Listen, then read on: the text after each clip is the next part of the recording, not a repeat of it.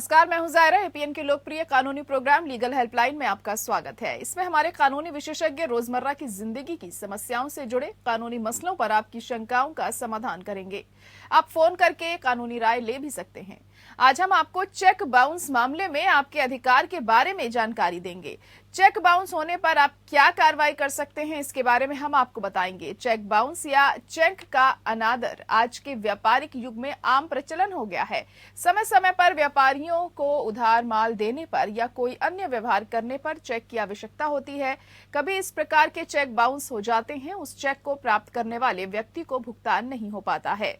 अगर आपको किसी ने चेक दिया है और आप उसको कैश कराने के लिए बैंक में जमा करते हैं, तो ये जरूरी है कि चेक जारी करने वाले के खाते में कम से कम उतने पैसे हों जितने की चेक उसने जारी किया गया है। अगर उसके खाते में उतने पैसे नहीं होते हैं तो बैंक चेक को डिसऑनर कर देता है। इसी के चेक को बाउंस कहा जाता है। जब चेक बाउंस होता है तो बैंक की ओर से एक स्लिप भी दी जाती है। इस स्लिप में चेक बाउंस होने के कारण लिखे होते हैं। चेक बाउंस का केस नेगोशिएबल इंस्ट्रूमेंट एक्ट 1881 की धारा 138 के अंतर्गत संस्थगित किया गया है। अगर चेक बाउंस हो जाता है तो सबसे पहले 1 महीने के अंदर चेक जारी करने वाले को लीगल नोटिस भेजना होता है। इसके तहत आरोपी को 2 साल की सजा और जुर्माना दोनों ही हो सकते हैं। जुर्माने की राशि चेक की राशि का 2 गुना हो सकती है। तो ये तो थी कुछ बुनियादी जानकारी। विस्तार से जानकारी देंगे हमारे आज के कानूनी विशेषज्ञ अधिवक्ता नीलेंदु वात्स्यायन जी। नीलेंदु जी आपको चेक बाउंस से जुड़े तमाम कानूनी पहलुओं की जानकारी देंगे। अगर आपका चेक बाउंस से जुड़ा कोई सवाल है तो आप फोन करके राय ले सकते हैं। हमारा फोन नंबर है 0120-612-7937। इसके अलावा आप 0120-612-7938 भी डायल कर सकते हैं।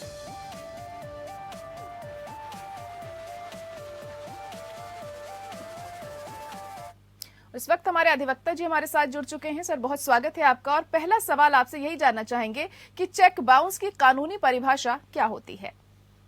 देखिए, अगर हम चेक बाउंस की कानूनी परिभाषा के अंदर जाएं तो सबसे पहले हमें ये जानना हो जरूरी होता है कि चेक बाउंस ले लैंग्वेज में हम कहते किसे हैं।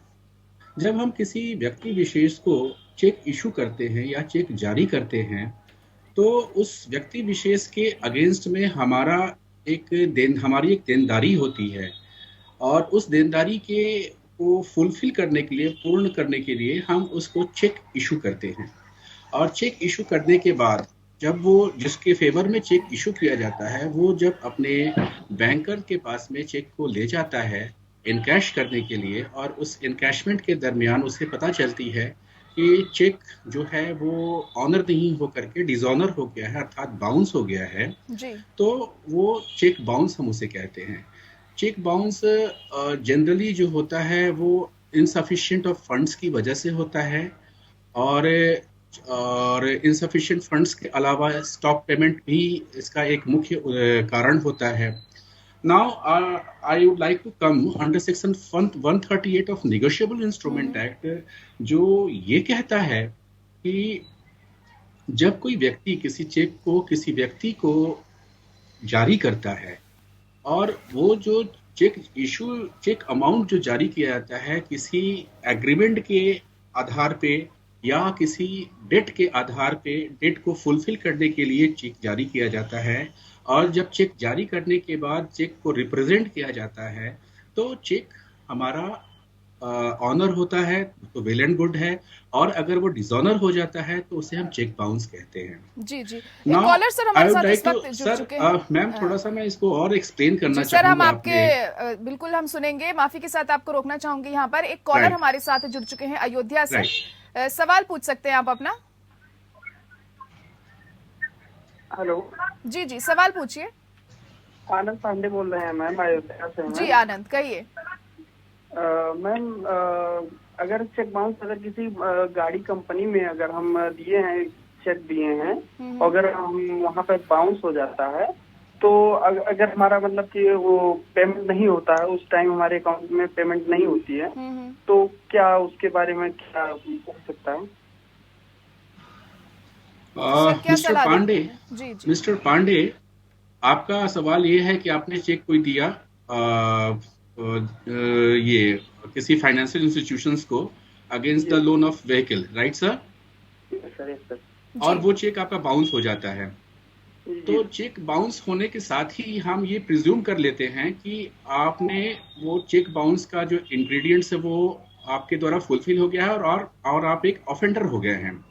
तो आपके अगेंस्ट में with in 30 days from the issuance of memo of bank memos, the जो फाइनेंशियल इंस्टीट्यूशन है वो आपके अगेंस्ट में लीगल नोटिस या डिमांड नोटिस इशू कर सकती है, स्टेटिंग द फैक्ट्स कि 15 दिन का वो नोटिस होगा और उस 15 दिन के अंदर में आपको वो पेमेंट करना होगा, चेक अमाउंट जो आपका है।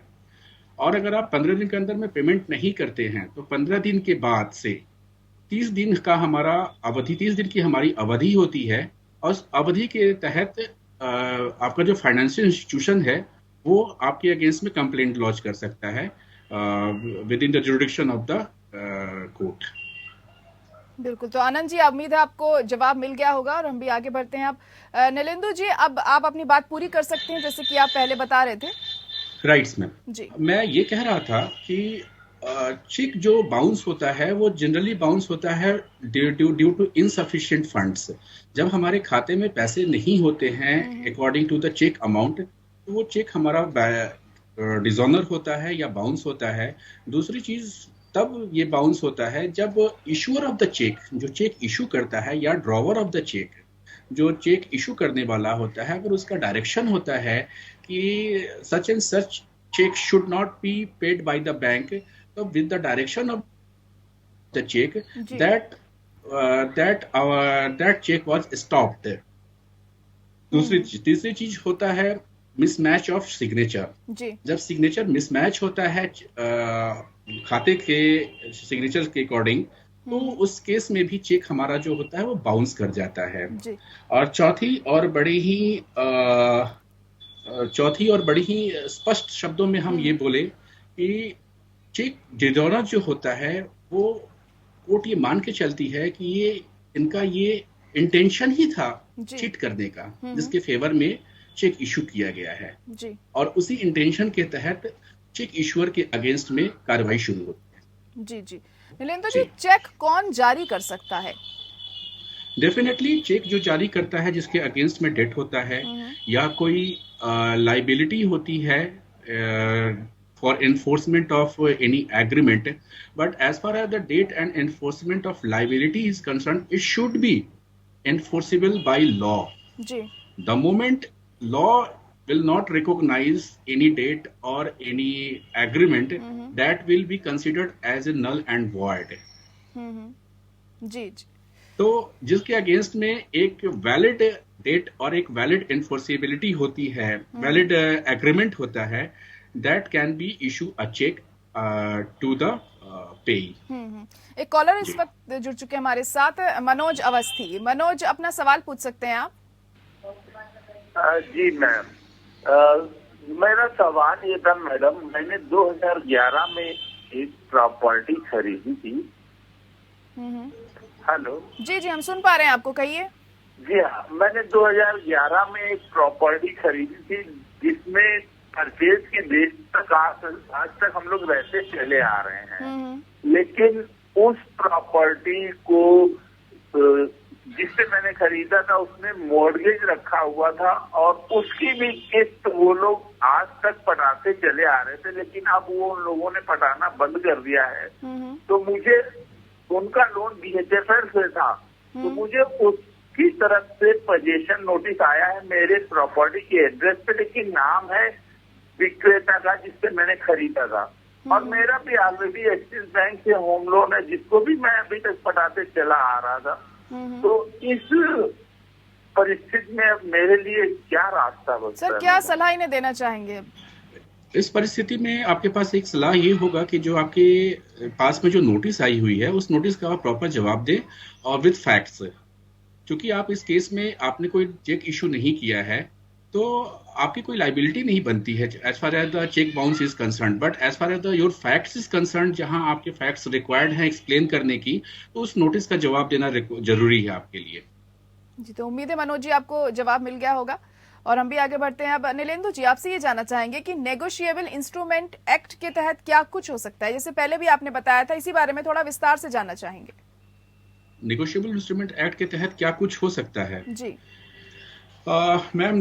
जहां तक नेगोशिएबल इंस्ट्रूमेंट एक्ट की बात है, तो नेगोशिएबल इंस्ट्रूमेंट, पहले तो हम ये जान ले कि नेगोशिएबल इंस्ट्रूमेंट होता क्या है। जी नेगोशिएबल इंस्ट्रूमेंट एक ऐसा दस्तावेज होता है जिसमें जो कि लिखित होता है और अनकंडीशनल होता है, और उसके लिए अनकंडीशनल होता है जिसको हमें पेमेंट करनी होती है। वो बड़ा ही क्लियर होता है कि जैसे आपने मेरे से कुछ अमाउंट लिया और आपने उस अमाउंट के एवज में मुझे ये लिख के दिया कि मैं so and so particular amount आपसे बोरो करती हूँ और इतने रेट ऑफ इंटरेस्ट के साथ में मैं आपको ये अदा करूंगी जी इतने दिन के अंदर में। तो ये नेगोशिएबल इंस्ट्रूमेंट होता है as far as the act part is concerned. Now I would like to I go to the instrument act, negotiable instrument act. I would like to say to you that instrument कितने प्रकार sir, के एक collar होते हैं। जुड़ गए हमारे साथ, महेश चंद्र गुप्ता। महेश चंद्र जी, सवाल पूछ सकते हैं अपना। हेलो जी महेश चंद्र जी, सवाल पूछिए। हाँ, चेक बाउंस के बारे में बात करनी थी। जी जी कहिए, सवाल पूछ सकते हैं। हाँ, ये जो इसमें 2016 में 20 लाख का चेक बाउंस हुआ था, उसका इसमें झारखंड में केस लगा हुआ था। जी जी, तो इसमें जी हम सुन पा रहे हैं आपको, कहिए। आपका 20 लाख का चेक बाउंस हुआ था, झारखंड का मैटर है शायद ये जो आप बता रहे हैं। हाँ, वो ट्रांसफर भी नहीं हो रहा। नहीं, मैं आपका दिल्ली में रहते हैं, गाजियाबाद। नहीं गुप्ता जी, मुझे एक चीज क्लियर कीजिए। हाँ, गाजियाबाद में रहते हैं सर। महेश चंद जी, एक चीज मुझे क्लियर कीजिए। हेलो, ये चेक जो है वो आपने इशू किया था? हेलो महेश चंद्र जी, चेक आपने इशू किया था? जी, किसी से लिया था, मतलब किसी ने आपको दिया था चेक? हाँ जी, हाँ जी। अच्छा, बैंक का था वो, उसका एड्रेस। अच्छा, चेक था वो बिहार का। जी, चेक आपको दिया गया था और चेक डिसऑनर हो गया, तो आप गाजियाबाद में फाइल कर सकते हैं चेक के अगेंस्ट में कंप्लेंट।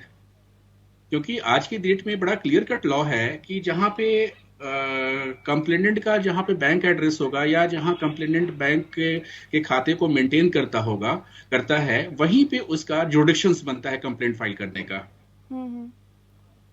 चलिए ठीक है महेश जी, उम्मीद है आपको जवाब मिल गया होगा। आप गाजियाबाद में चेक को लेकर अपने कंप्लेंट फाइल कर सकते हैं। आज हम बात कर रहे हैं चेक बाउंस को लेकर, जो तमाम चीजें होती हैं उस पर। और एक कॉलर भी हमारे साथ इस वक्त जुड़ चुके हैं, गुरुग्राम से दीपक जुड़ गए हमारे साथ। दीपक, अपना सवाल पूछ सकते हैं, क्या कहेंगे? मेरा सवाल ये है, नमस्कार जी। मेरा सवाल ये है कि हमने 2018 में मेरा एडवर्टाइजिंग का काम है, मैंने 2018 में कुछ एड रिलीज करी थी और उसके अगेंस्ट मुझे चेक मिला था और वो चेक बाउंस हो गए, जिसका हमने केस फाइल किया कोर्ट में। और वो तब से बस डेट पे डेट पड़ रही है। कभी उनका वकील नहीं आता, कभी पार्टी नहीं आती, ये है और मतलब हर चीज में वो लिंगर ऑन होता जा रहा है। अभी मैंने 2-3 दिन पहले न्यूज़पेपर में एक ऐड देखा है जिसमें 12 मार्च को दिल्ली में लोक अदालत लग रही है। क्या उस लोक अदालत में, ये 2 पार्टियों का केस है और दोनों के अमाउंट अच्छे हैं, बड़े हैं, तो क्या लोक अदालत में जाने से मुझे कोई लाभ होगा? लोक अदालत में जाने के लिए मुझे क्या करना है? ये 2 केस ऑलरेडी कोर्ट में चल रही कोर्ट में।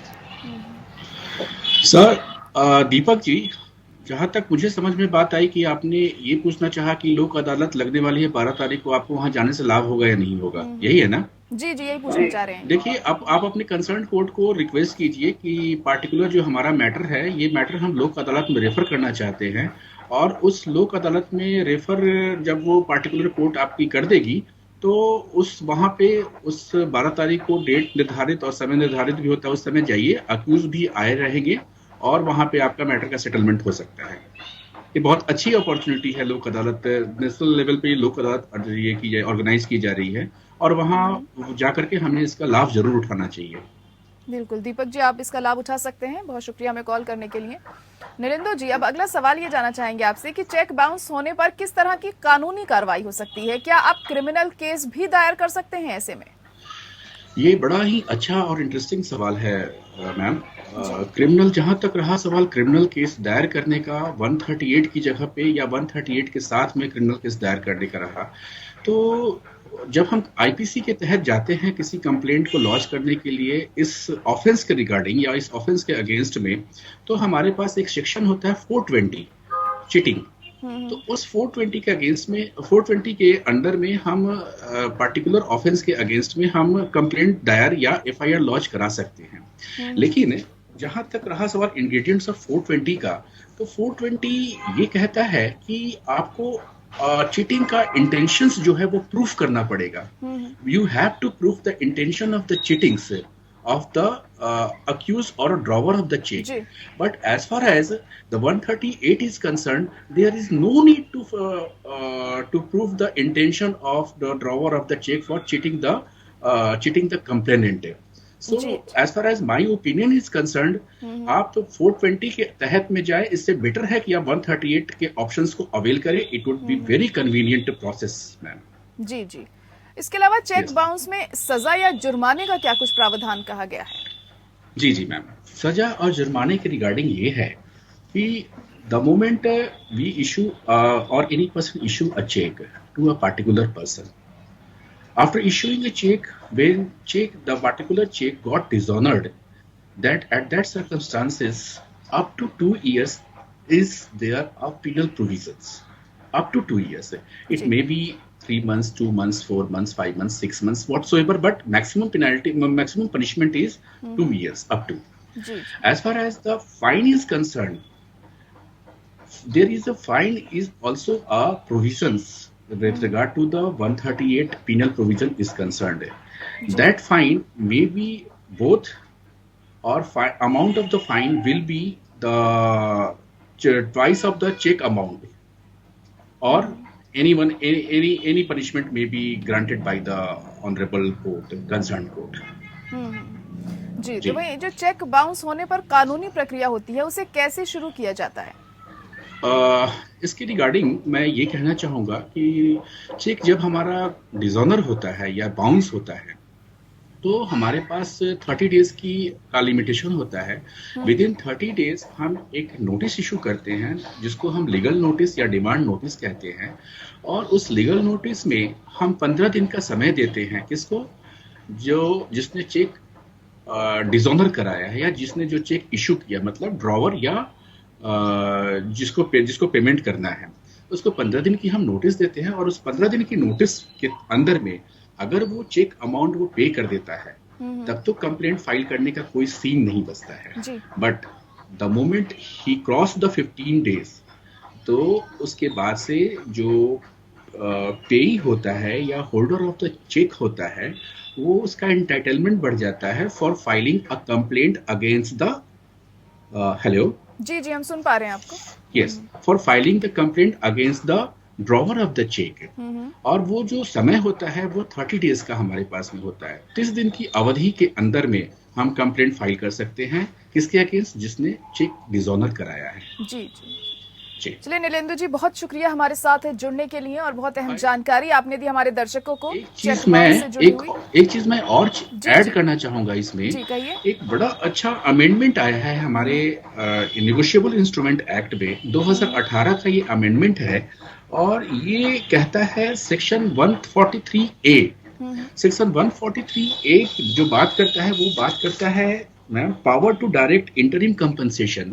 ये कंप्लेनेंट्स के लिए बहुत ही सुविधाजनक वाली बात है कि जब कंप्लेनेंट चीट किया जाता है by the issuer of the cheque, तो उसमें होता क्या है कि जो हमारा लेजिस्लेचर है उसने ये प्रोविजन बना दिया है कि up to 20% if the particular court और the concern court wants to give a compensation, then he can or she can give a compensation up to the 20% of the particular check amount. और यह जो compensation होता है that is called interim compensation, और interim compensation should be paid to the complainant. जी, but तो एक इस अमेंडमेंट से काफी सुविधा हो सकती है आगे। जी, जाहिर तौर पर। चलिए, बहुत शुक्रिया हमारे साथ जुड़ने के लिए सर। तो बिल्कुल आपने देखा कि चेक बाउंस को लेकर क्या कुछ कानूनी प्रावधान है, लीगल हेल्पलाइन में आपने जाना, और इसी के साथ मुझे दीजिए इजाजत। नमस्कार।